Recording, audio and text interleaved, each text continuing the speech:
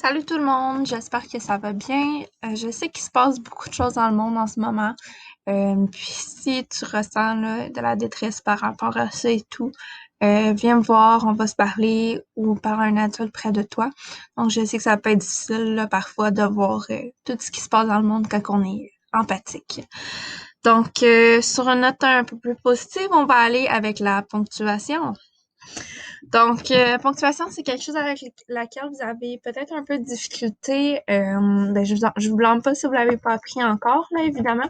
Donc, surtout, on va voir comment placer les virgules et tout, et les points, les bons points avec le bon type de phrase, puis tout ça.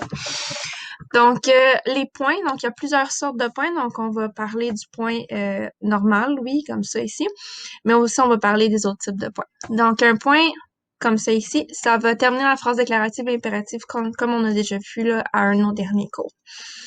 Donc, il n'y a pas d'autre fonction vraiment, c'est de terminer la phrase, puis il va s'en suivre là, une majuscule, faut pas l'oublier parce que ça fait beaucoup de fautes pour rien. Donc, le prochain point, le point d'interrogation. Donc, c'est évidemment pour terminer une phrase interrogative, donc comme on a vu là dans un des derniers cours. Point d'exclamation pour terminer une phrase exclamative, évidemment. Les points de suspension, ou comme qu'on dit souvent, les trois petits points, c'est pour terminer une phrase qui va suggérer une suite. Donc, j'ai commencé à dire quelque chose, mais j'ai pas tout à fait fini. Donc, je suggère qu'il y a quelque chose d'autre à ajouter. Souvent, on va faire ça là, dans les récits pour mettre un suspense aussi. Puis pour montrer une émotion, on trouve vraiment ça dans les romans, entre autres. Sinon, tu peux l'utiliser aussi à place de etc. pour montrer une énumération qui est inachevée. Ça peut marquer aussi une hésitation, comme ici, là, dans un dialogue. Par contre, il faut que tu fasses attention, faut pas que tu mettes les points de suspension après etc. Donc, après etc., on va toujours mettre un point. C'est ça. Parce que etc., ça dit déjà qu'il y a une suite, en fait, avec qu'est-ce que tu dis. Donc, ça serait comme de répéter un peu, là, si on mettait ça en plus des points de suspension. Maintenant, pour la suite, donc la virgule. La virgule. Donc, il y a beaucoup de choses à dire là-dessus.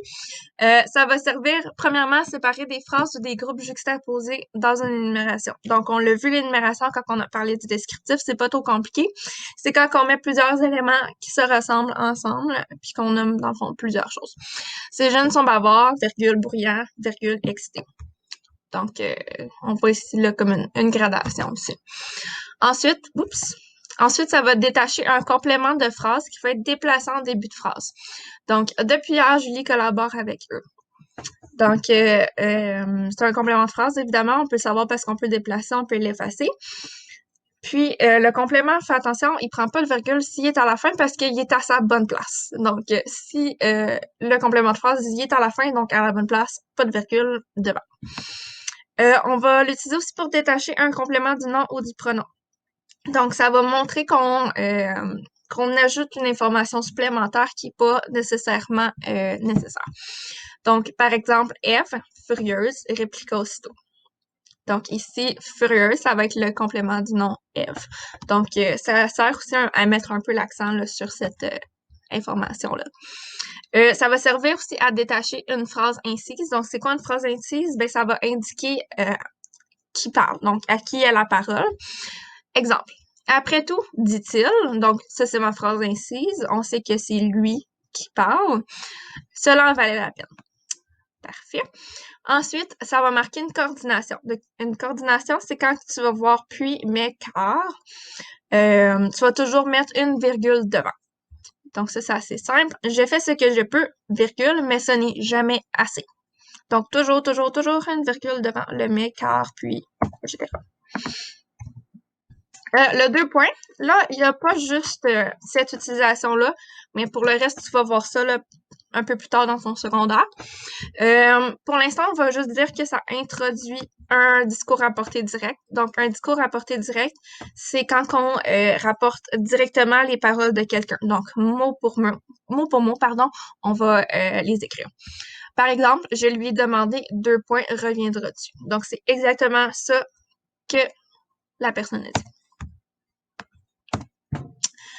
Les guillemets. Faites attention, ça c'est le bon symbole pour les guillemets. Les guillemets je vais dire comme ça, c'est les guillemets anglais. Donc, essaie de les repérer sur ton clavier. Là. Personnellement, depuis que j'ai un nouvel ordinateur, je les ai pas trouvés encore, les bons guillemets. Des fois, ça fonctionne, des fois, ça marche pas. Mais bon. Donc, les guillemets, ça va encadrer un discours à portée directe aussi.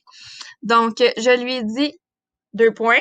On n'oublie pas, guillemets, suivez-moi. Puis quand tu vas utiliser des guillemets aussi, le point va toujours se trouver à l'intérieur de la citation. Donc, on met ton point ici parce que la phrase se termine là. Elle se termine pas après les guillemets. On peut aussi l'utiliser pour une expression qui sort du vocabulaire standard. Donc, si par exemple, tu utilises un mot en français québécois, on va dire, ou en anglais dans ton texte, va falloir que tu le mettes en guillemets. Puis, évidemment, abusant pas, là. Je te conseille pas de faire ça dans tes cours de français. Il y a certains textes qui s'y rapportent plus que d'autres, là. Mais quand tu utilises un mot là, qui est inconnu peut-être pour le lecteur, là, tu peux utiliser ça. Exemple, son coach, entre guillemets, d'escalade lui répétait toujours de bien respirer. Donc, en français, on dirait entraîneur, par exemple. Donc, c'est pour ça qu'on utilise les guillemets. Le tiret. Ça va servir à distinguer les répliques dans un dialogue. Donc, quand deux personnages ou plusieurs se parlent ensemble, c'est comme ça là, que tu vas voir dans un roman, par exemple. Tiret, peux-tu acheter du lait quand ça sortira? Tiret, bien sûr. Donc, tu vois que c'est deux personnes qui se parlent. Dans les romans aussi, on va souvent voir une phrase ou une pensée comme en tiret. Voyez-le un peu comme la parenthèse dans ce cas-là, si vous voyez ça, mais on rentrera pas trop là-dedans.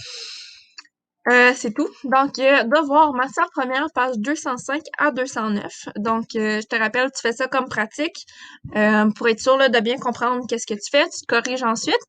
Puis ensuite, pour changer cette semaine, j'ai fait un questionnaire sur Microsoft Forms. Donc, le lien va être dans le plan de travail. Puis, je vais le mettre ici dans la description. Faut juste pas que j'oublie.